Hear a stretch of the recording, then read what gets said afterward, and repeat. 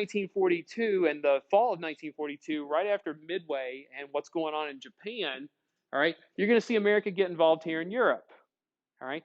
And the first target they picked to attack was not something that most people were expecting. They said, we're going to attack, the British and the Americans are going to invade North Africa, right? Where they could feel the rains down in Africa. It's a music reference if you don't get it. And they said, look, North Africa is important for a couple reasons. One, it's not the most well defended. Okay, Nazi Germany and Italy had some troops here, but not a whole heck of a lot of them. And North Africa is important because what's an important resource that you find there? You still get it today. Oil. All right, there's a lot of oil, and so Nazi Germany and Italy want to maintain control of this, and America says, look, this is a good place for our troops to get experience, and at the same time, we can take control of their oil supply. All right. So look, America thinks we're going to go there. It's the easiest target. Okay. If you're going to start with something, that's the place you'd want to start. All right. Here's the problem. Okay. What happens is there is a German army waiting there for the United States and Great Britain. They're not just going to give it up willingly. The name of the German army, they refer to them as the Afrika Korps. Okay. Yes, I know that they spell Africa with a K. The Germans, that's how they did it. All right. So the German army waiting there in North Africa is a group called the Afrika Korps. Ooh. All right. And these guys are pretty tough. They have a little bit of an advantage over the Americans and even the British to an extent. What's the advantage that this German military, the German army, would have? Not that they know the land. Not a bad guess, though. What do they have that Americans don't?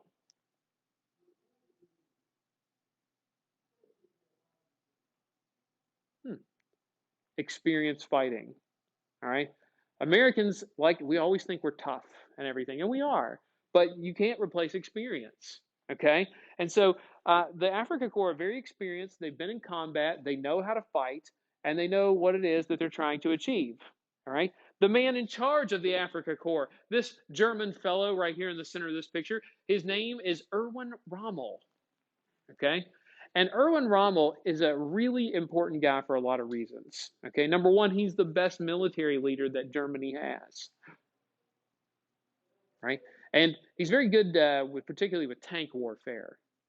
Now, that's another story, but here's one of the things about Rommel that is significant. He's like a good model or like a good epitome of German citizens. All right. He feels kind of torn because Erwin Rommel is not a Nazi. He doesn't believe in the Nazi ideology. All right.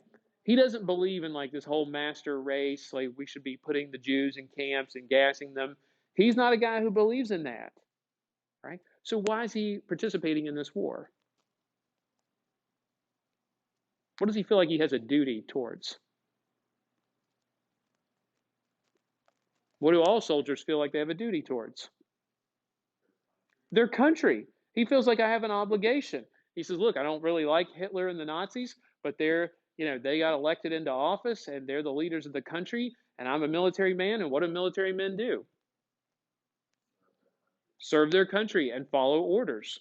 And ultimately, Rommel finds himself in a tough spot. And look, a lot of Germans at the time, a lot of regular citizens are kind of like Rommel. They're like, look, we don't really like the Nazi craziness, all right? But at the same time, what do you do? Because this is our country's leadership, rightly or wrongly, all right? How do you deal with this? And it's important to realize that, like, a lot of the Germans in Germany, they're not these evil, monstrous people, okay? They're just stuck in a position where they're afraid to speak out, because what would happen to a regular German citizen if they start criticizing Hitler and the Nazis? They might get killed, or at the very best, they get arrested and hauled off to a camp. All right. So Rommel is a good example of that. Now, the American general in charge of the situation, he's in charge of the invasion. This guy, George Patton. Ooh, he looks like a really intense military figure. Okay. Now, Patton is a different kind of guy. All right. Patton is, we'll say this about him. First of all, he's not very popular with his men. He's not some, and he doesn't care if you like him or not. Okay? He's not what you would call super popular. Fun fact about Patton, too, this is a little side note. He believed he was reincarnated. He thought he had been like lived lives of these famous past military leaders and that he was like destined for greatness. All right. Now, whether that's true or not, I mean, obviously we can argue that, but Patton believed it. Right. And he's not a guy who accepts failure. Right. He doesn't like losing, and I can respect that. Patton also very peculiar. He would always carry around all the time, like usually generals don't always maintain their sidearm, like their pistol, but he would always carry around these pearl-handled, like six-shooters, old school revolvers, which is kind of interesting in its own right. All right. Now, aside from his weird quirks, George Patton is a disciplinarian. Okay. He demands strict discipline from his men, and he's all business. And when he's put in charge of the American military in North Africa, after their first battle or two, they realize that they're not as prepared as they should be. So he starts implementing certain things, like certain rules of behavior. Basically, he's like, look, if we're not fighting, or you're not sleeping, or you're not eating, you're drilling. You're practicing. All right. We're in formation. We're doing the things that you should have been doing in boot camp, but you need to learn this repetition. He insisted on things like, for example, if you were an enlisted man, it was a little bit different. But if you were an officer, like one of the commanding officers, then you had a different responsibility. Officers had to wear like a tie every day, and they had to shave and keep their hair cut. And so, Patton's like, look, you're going to look a certain way, you're going to act a certain way, and when you start looking and acting like soldiers, you'll feel like it, right? And it's actually very effective. Okay, so you got Erwin Rommel, this German leader who's not a Nazi, but he's doing his duty for his country, and you have George Patton, this strange character who is very much a disciplinarian. And George Patton, he does have military experience. He served in World War One. He is the one who pushed the United States. He said, look, I think tanks are going to be important in the future of warfare, and really stressed that the United States get behind it. He and future President Dwight Eisenhower, another American general at the time, big buddies, BFFs, and Patton is a guy who takes crap from pretty much nobody. All right. Now, the fighting in North Africa, a lot of it's going to be done with what we call armor or tank warfare. Okay. Tanks and infantry, they utilize this in a way, and you have to realize that the warfare, like, it's perfect for tanks because desert land, a lot of the desert land out there is flat and it's pretty solid. It's not cold. And so you're not going to have to worry about the problems that tanks had in the Soviet Union. And so a lot of the warfare that's going to take place is through tank warfare. All right. And the name of their operation for invading North Africa was called Operation Torch. Ooh, I like it. I'd like to be the person who comes up with the operational names for things. Hmm. All right. Now, Operation Torch, and you don't have to be a military expert or anything, but the idea was British and British and American forces would land at multiple locations, and the idea is that they would start sweeping all the Germans and any of their allies this direction. So it's like we're going to hit them in multiple spots, and then just kind of start sweeping them all that direction and push them back. That was the idea behind it. And America and Great Britain are going to be successful with this Operation Torch, but it takes a long time. Okay?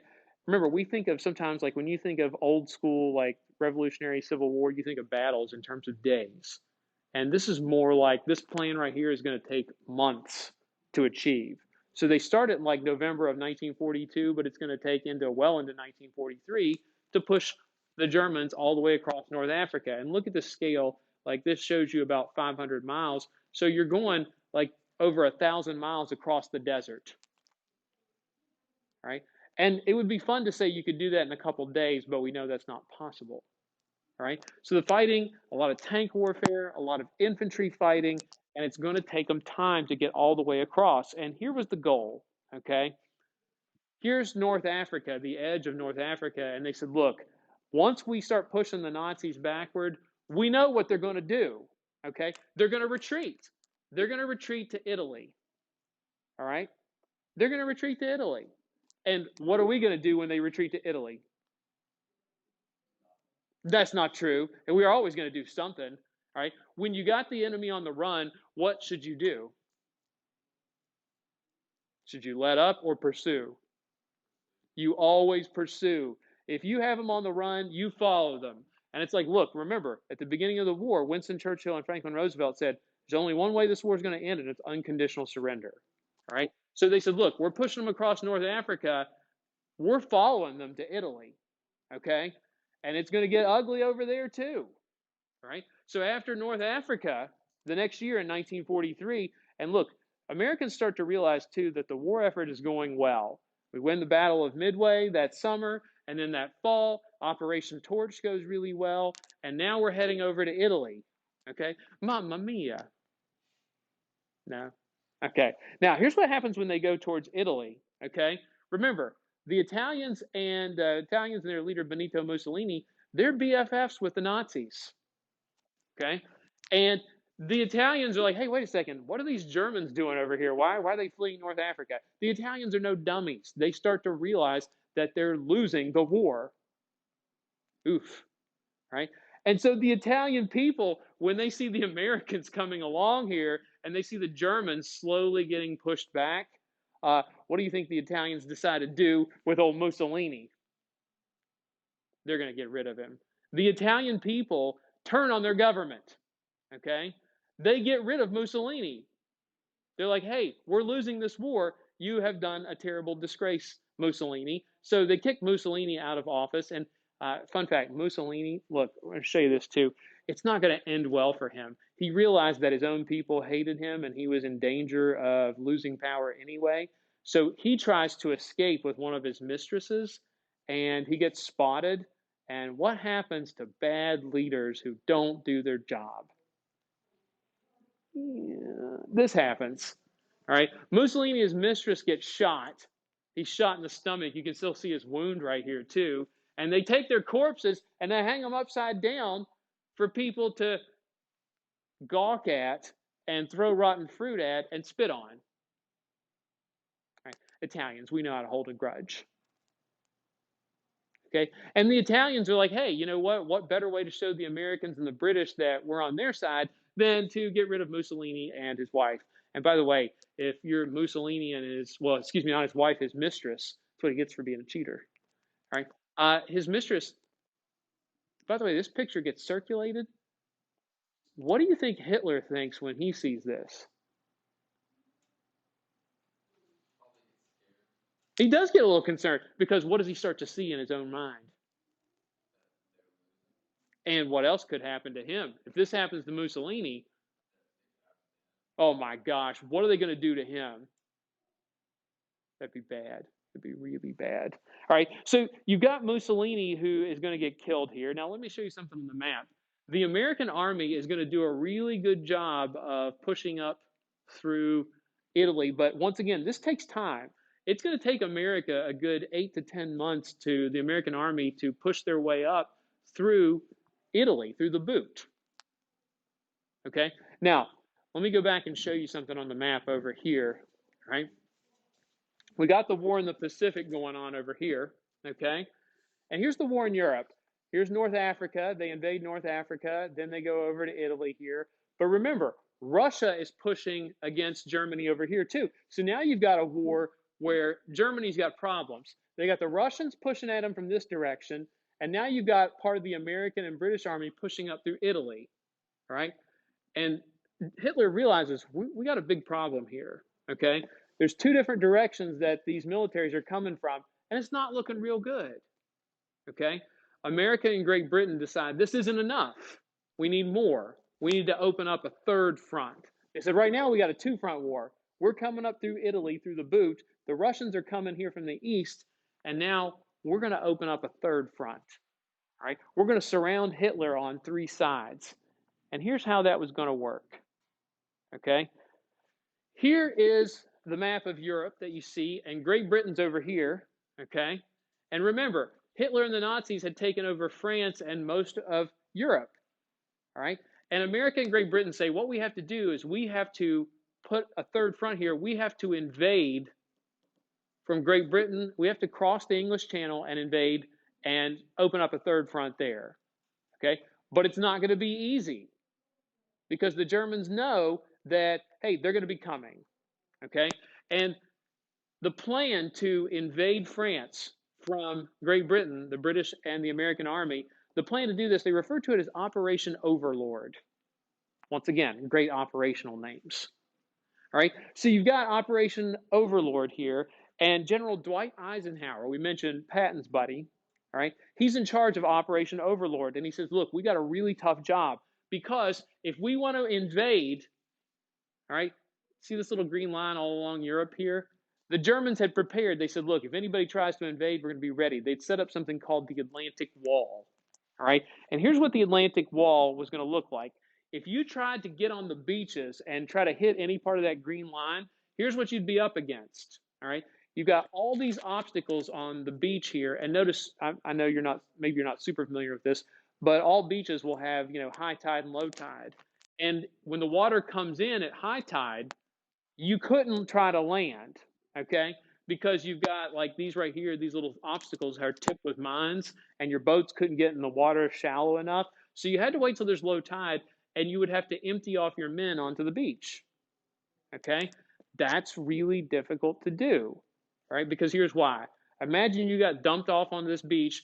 You got to weave your way through all these little obstacles here. Then you got to get through barbed wire and landmines. And you got to do it while you've got pillboxes and larger concrete bunkers that are shooting machine guns at you.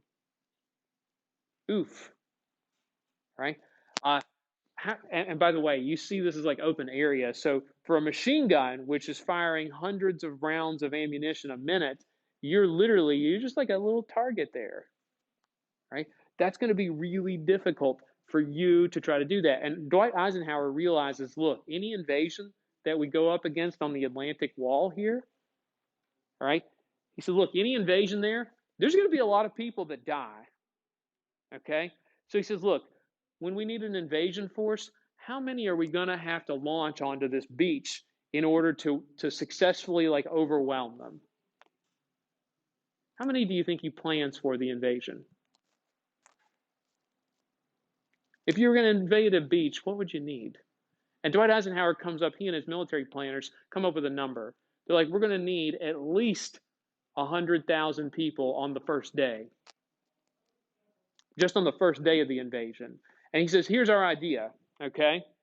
What we're going to have to do is we're going to have to land so many people on the beach that the machine guns just can't shoot them all. There'll be too many. It's like you ever played the games at like an arcade, whack-a-mole?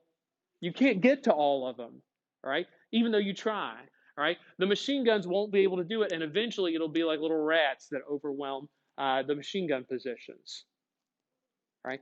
Do you want to be one of the people who lands on that beach? No, especially if you're in the first wave. Because if you're in the first wave, there's nobody else to try to overwhelm them. It's going to be really ugly. Now, Dwight Eisenhower realizes, and this made him sick, like physically sick, like he had ulcers because of this. He realized a lot of people are going to die, and he was worried that out of the first, like that first day with over 100,000 men invading, he's like, it's possible we could lose somewhere in the neighborhood of 10 to 20,000. He thought it could be really ugly, and it was going to be really ugly. All right. Now, here's how the plan would work. Okay. And you don't need to memorize all this, but here's what they did. They said, look, we've got not only the British and the Americans, but the Canadians who are still connected to Great Britain to some extent. They're going to help and see that they're all going to land right here at different beaches. And they refer to them as ID infantry division. So you got infantry, they're all going to land right here on these beaches at a place called Normandy. All right. And you also see you're going to have airborne divisions. Airborne people, what are those people going to do? Not drop bombs.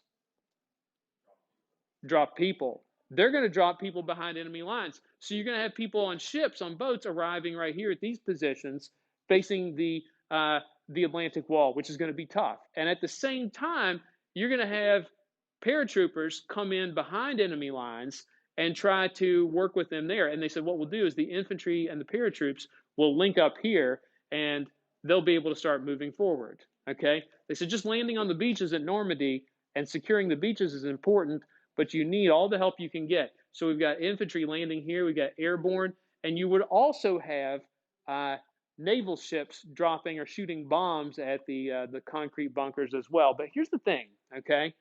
Hitler and the Nazis are trying really, really hard to figure out where this invasion is going to come, And basically, Hitler was convinced that he's like, there's no way it's going to be Normandy. His generals tried to tell him otherwise, and he didn't listen.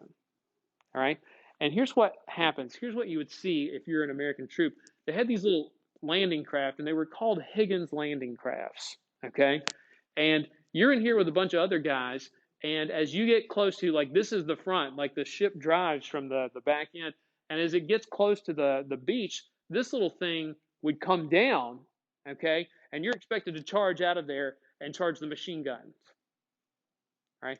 Of course, here's the problem though. If you're a German machine gunner and you see these ships coming, where do you immediately start firing? Right in the front where that door is, because you know as soon as that thing comes down, you're going to have bullets like just motoring right through them. All right. This is what it looks like later on in the invasion, later through the day. But you can see the guys getting out of there and walking, and you can see the cliffs up here too, where the bigger machine guns had their positions. So they're shooting down at you, and literally, it's always important to have the high ground in any type of military combat. So these guys are here later on in the day. But on that first day or that first morning when they launch Operation Overlord, which is also called D-Day, that's when the fighting is really heavy and you're terrified. And how do you get people to do this? Because, I mean, these guys are no dummies. They know what's going to happen to them.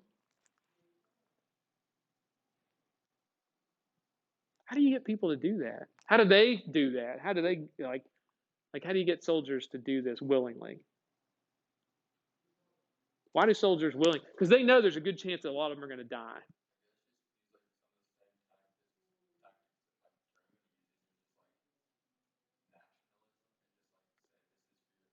Well, part of it's that reason too. Part of it is for their country.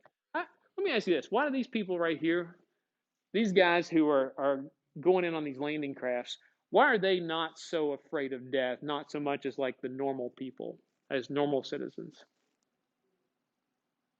How do you make yourself not afraid to die?